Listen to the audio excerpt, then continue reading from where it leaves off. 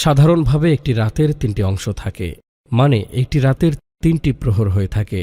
এবার যদি ৩টা থেকে ৪টা বা কখনো কখনো ৫টার সময় হয়, তাহলে সেটি রাতের ৩য় প্রহর বলে ধরা হয়। আর মহান আল্লাহ তাআলা ইরশাদ করেছেন, রাতের ৩য় প্রহরে আমি বান্দার সবচেয়ে কাছাকাছি অবস্থান করি। আর সেই সময় আল্লাহ সুবহানাহু ওয়া তাআলা ইরশাদ করেন, উদউনি আস্তাজিব লাকুম, যার অর্থ হল, তোমরা আমাকে ডাকো, আমি তোমাদের ডাকে সাড়া দেব। সূরা মুমিন আয়াত ৬০। এর সঙ্গে সঙ্গে রাতের ৩য় প্রহরে আল্লাহ রব্বুল আলামিন ইরশাদ করে থাকেন যে, কেউ কি এমন আছে যে আমার কাছ থেকে মাফ চাইবে আর আমি তার গুনাহকে মাফ করে দেব? কেউ কি আছে আমার সঙ্গে দোয়া চাওয়া ব্যক্তি, আমি তার দোয়াকে কবুল করে নেব? কেউ কি এমন আছে যে বকশিশ পড়িয়ে নিবে আর আমি তাকে বকশিশ দিয়ে দেব? অর্থাৎ আল্লাহ তাআলা শেষ তৃতীয়াংশে প্রতি রাতে দুনিয়ার আসমানে অবতরণ করেন। তারপর তিনি বলেন, কে আমাকে ডাকবে, আমি তার ডাকে সাড়া দেব। কে আমার কাছে চাইবে, আমি তাকে দান করব। কে আমার কাছে ক্ষমা চাইবে, আমি তাকে ক্ষমা করব। অর্থাৎ রাতের এই সময়ে আল্লাহ তাআলা বান্দাদের থেকে এ কামনা করেন যে তারা যেন তাকে ডাকে এবং সেটার প্রতি তিনি বান্দাদের উৎসাহ প্রদান করেন। তাকে যে ডাকে তিনি তার ডাকেই সাড়া দেন। তিনি তাদের থেকে চান যে তারা যেন তাদের চাওয়া পাওয়া তার কাছেই চায়। যে তার কাছে চায় তিনি তাকে দেন। আর তিনি তাদের কাছে চান যে তারা যেন তাদের গুনাহসমূহ হতে তার কাছে ক্ষমা চায়। তিনি তার মুমিন বান্দাদের ক্ষমা করে দেবেন। আর চাওয়ার দ্বারা উদ্দেশ্য হল তাদের উৎসাহ প্রদান ও আহ্বান করা।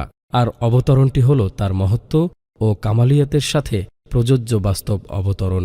এটি মাখলুকের অবতরণের মতো নয়। সহিহ বুখারী হাদিস নম্বর 1145। কেননা আল্লাহ তাআলা এই মহাজগতের কোনো কিছুর সাথেই সাদৃশ্য নয়। কেননা আল্লাহ তাআলা পবিত্র কোরআনের সূরা শুরার ১১ নং আয়াতে বলেন, তার সাদৃশ্য কোনো কিছুই নেই, তিনি সর্বশ্রোতা ও সর্বদ্রষ্টা। আল্লাহ তাআলা বলেন, আমাকে যে ডাকে আমি তার ডাকেই সাড়া দেই যখনই সে ডাকে। আল বাকারা আয়াত ১৮৬। তবে একাধিক হাদিস থেকে আমরা এটাও পাই যে রাতের ৩য় প্রহরে অর্থাৎ শেষ রাতে দোয়া কবুলের সবচেয়ে উপযুক্ত সময়। সহিহ বুখারী হাদিস নম্বর ৩৮৪। আর রাতের ৩য় প্রহর আপনাদের জানিয়ে রেখেছি রাতের ২ থেকে ৪ অথবা ৫টার মধ্যে হয়ে থাকে। তাহলে আপনারা হয়তো বুঝে গিয়েছেন যে আপনাদের চোখ এই সময় কেন খুলে থাকে তথা চোখ খোলার রহস্য কী। এবার এটিকে ভালো করে বুঝে নিন। যদি আপনার চোখ এই সময় খুলে যায় তাহলে আপনারা কি করবেন?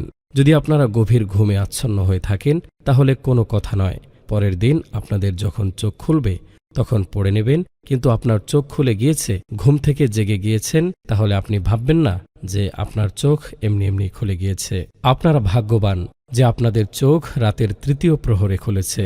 সবচেয়ে ভালো হয় আপনারা তাড়াতাড়ি উঠে পড়ুন আর অজু করে নিন। যদি অজু না করতে পারেন তাহলেও কোনো সমস্যা নেই, আপনার বিছানাতে উঠে বসে পড়ুন। এবার সর্বপ্রথম শুরুতে ৩ বার দরুদে পাককে পড়ে নিন। যেই দরুদটি আপনার মনে থাকবে সেটি আপনি পড়তে পারেন।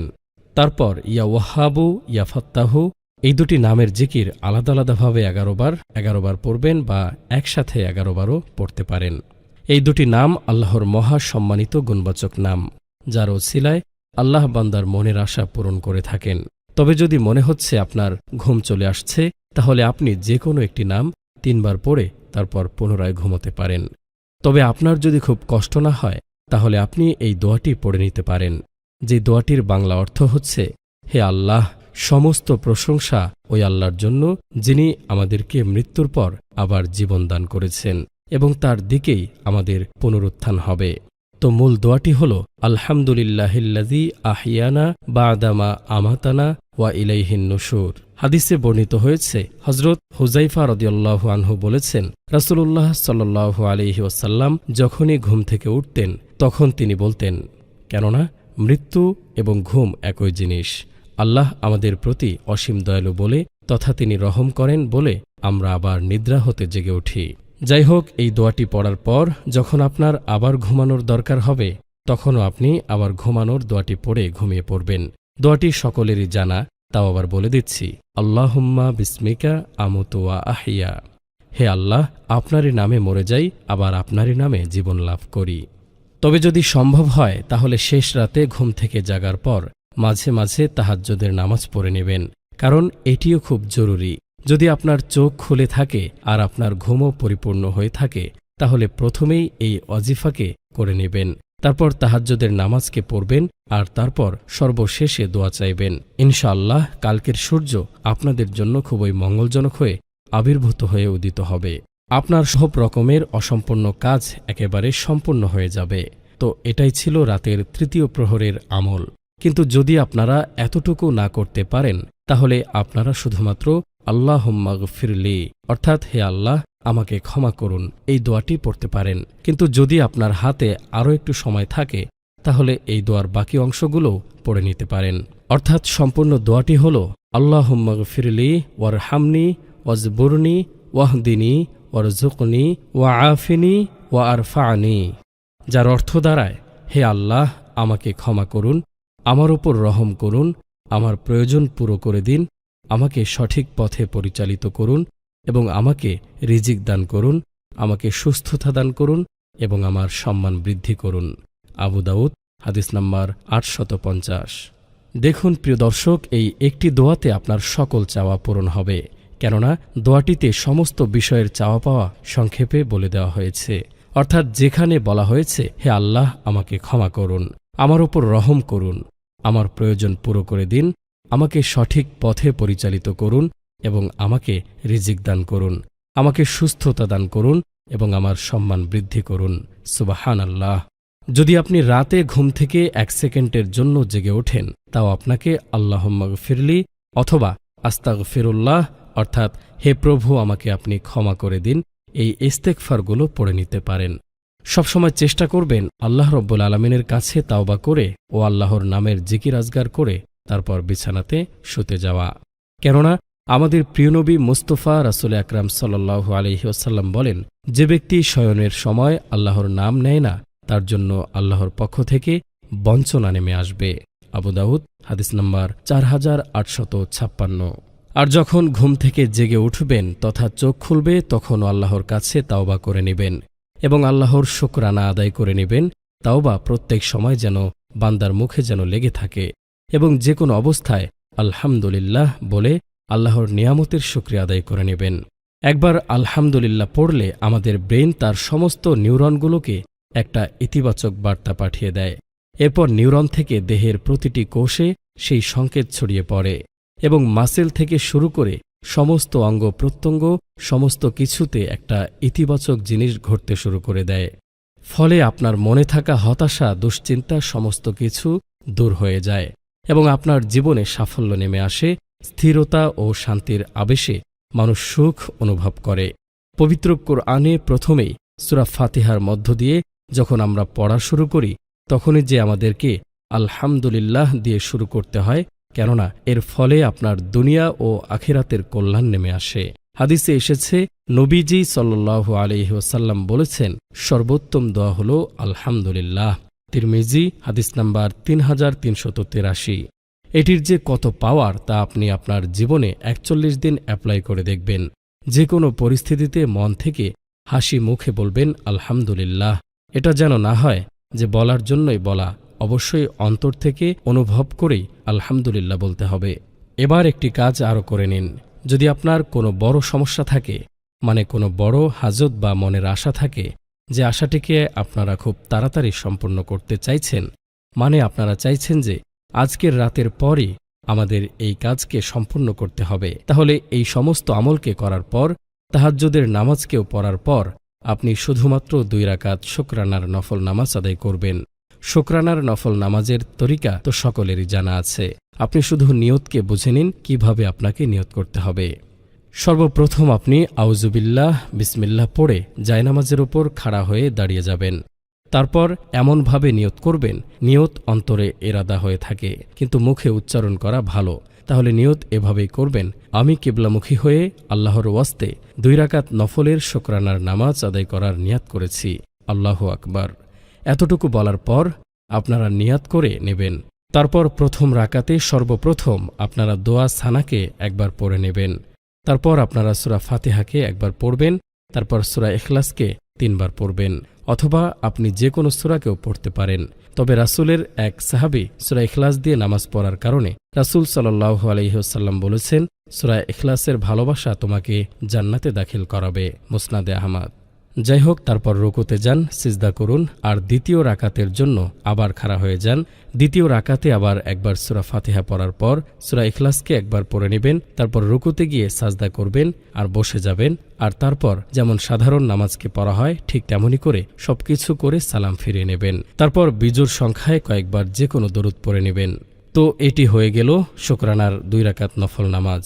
আপনি এটিকে দিনেও পড়তে পারেন, কিন্তু যদি রাতের শেষ অংশে বা তৃতীয় প্রহরে পড়তে পারেন তাহলে সবচেয়ে উত্তম হয়। এটি আল্লাহ রব্বুল আলমিনের শুকরিয়ার জন্য আপনি যে কোনো সময় পড়তে পারেন।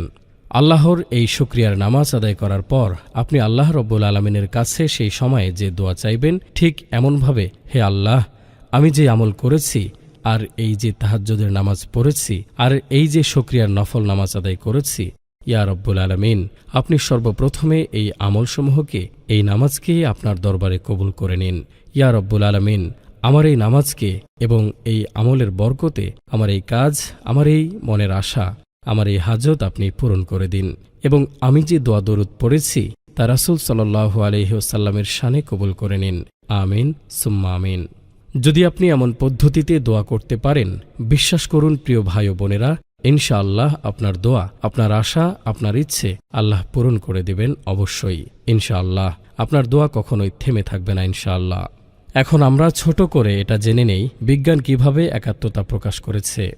বিজ্ঞান বলে, আপনি যদি রাত 9টা থেকে 11টা নাগাদ বিছানায় যান, রাত 3টার মধ্যে আপনি গভীর ঘুম থেকে হালকা ঘুমের সময়কালে চলে যাবেন, যা বিজ্ঞানের ভাষায় IRM নামে পরিচিত। বিজ্ঞান বলে, আর যারা এই সময়টিতে পড়াশোনা করে নেয়, মানে যারা ছাত্রজীবন অতিবাহিত করছেন, তারা অবশ্যই রাত 3টা থেকে ভোর 5টা পর্যন্ত যদি পড়াশোনা করতে পারেন, তাহলে আপনার পড়াশোনা যেটা করতে 4 ঘন্টা লাগে সেটা আপনি 1 ঘন্টায় সম্পন্ন করতে পারবেন। অর্থাৎ তখন আপনার ব্রেন শক্তি 4 গুণ স্পিডে বেড়ে যাবে, কারণ এই সময় ব্রেনের নিউরনগুলো বেশি অ্যাক্টিভ থাকে এবং ব্রেন তথ্য রিসিভ করার ক্যাপাসিটি বেড়ে যায়। শুধু তাই নয়, এই সময় আমাদের ব্রেনের ফ্রিকোয়েন্সি থাকে প্রায় 8 হার্জের মতো, যে কারণে এই সময়ে আমাদের ব্রেন 4 গুণ বেশি অ্যাক্টিভ থাকে এবং দ্রুত পড়াশোনাও মনে রাখতে সহজ হয়। সুবহানাল্লাহ, আমাদের ইসলাম কত না বিজ্ঞানময়, কতটা কল্যাণময়। প্রিয় দর্শক, আমাদেরকে রাসূল সাল্লাল্লাহু আলাইহি ওয়াসাল্লাম যা 1450 বছর পূর্বে জানিয়েছেন, আজকের বিজ্ঞান তা কোটি কোটি মার্কিন ডলার খরচ করে তা নিয়ে রিসার্চ করছে, আর দিন শেষে ইসলামকে একমাত্র সত্য তা লোকের নিকট আরও বেশি বেশি প্রকাশ হচ্ছে। সবই আল্লাহর কারিশমা। সুবহানাল্লাহ। তাই রাতে এশার নামাজ পড়ার পর বেশিক্ষণ জেগে না থেকে ঘুমিয়ে পড়বেন। তারপর যখন আপনার ঘুম ভেঙে যাবে 3টার সময়, তখন ঘুম থেকে উঠে তাহাজ্জুদ নামাজ পড়ে হালকা দোয়া জিকির ইস্তেগফার পড়ে পড়াশোনা শুরু করুন। তারপর ফজরের আজান হলে নামাজ পড়ে আবার পড়তে বসে যান। এভাবে 41 দিন পড়াশোনা করলে আপনি নিজেই নিজের শিক্ষা জীবনের উন্নতি দেখতে পাবেন ইনশাআল্লাহ। আর এখন কথা হলো, অনেকেরই আজানের আগে আগে হঠাৎ ঘুম ভেঙে যায়। এর কারণ কি? এর কারণ হলো ফজরের নামাজ পড়ার তাকিদ দেওয়া অর্থে আপনাকে হয়তো জাগানো হয়। আবার আমাদের আশপাশে থাকা নেককার জিনেরাও অনেক সময় আপনাকে জাগিয়ে তুলতে সাহায্য করতে পারে। আবার বদজিনেরা আমাদের ক্ষতি করার চেষ্টা অর্থে এমন হতে পারে। দেখবেন তখন অনেকের মনে হয় যেন তার নিঃশ্বাস বা দম আটকে যাচ্ছে। এমন সময় আপনারা সূরা ইখলাস, সূরা ফাতিহা বা আয়াতুল কুরসি বা সে সময় যে সূরা মনে আসবে তা পড়তে শুরু করে দেবেন এবং বা পা নাড়ানোর চেষ্টা করবেন। দেখবেন বোবাজিন আপনাকে ছেড়ে দেবে ইনশাআল্লাহ। তবে ভুলেও ডান পা নাড়াবেন না, এতে আপনাকে সে আরও বেশি জোরে চেপে ধরবে। যদি আপনার বিশ্বাস না হয়, কখনো বোবাজিন ধরলে ডান পা নাড়িয়ে একবার শুধু দেখুন, আপনাকে একেবারে আধমরা বানিয়ে ছাড়বে, কিন্তু বা পা নাড়ালে চলে যাবে। আবার দেখা যায় অনেক সময় মুখ চেপে রাখে, তখন যেহেতু সূরা পড়া যায় না, তখন মনে মনে সূরা পড়ার চেষ্টা করবেন আর বা পা নাড়ানোর চেষ্টা করবেন। আবার অনেক সময় পায়ে চেপে রাখে, তখন মুখে শব্দ করে সূরা পড়তে শুরু করবেন। তবে সূরা ইখলাস, সূরা ফাতিহা ও আয়াতুল কুরসি বেশি কার্যকর।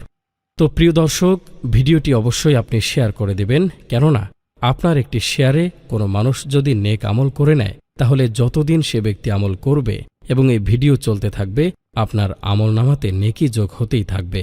তাই ভিডিওটি লাইক দিয়ে আপনজনের সাথে শেয়ার করে দিন। আল্লাহ আমাদের সবাইকে যেন রহমত করেন। আমিন। আল্লাহ হাফেজ।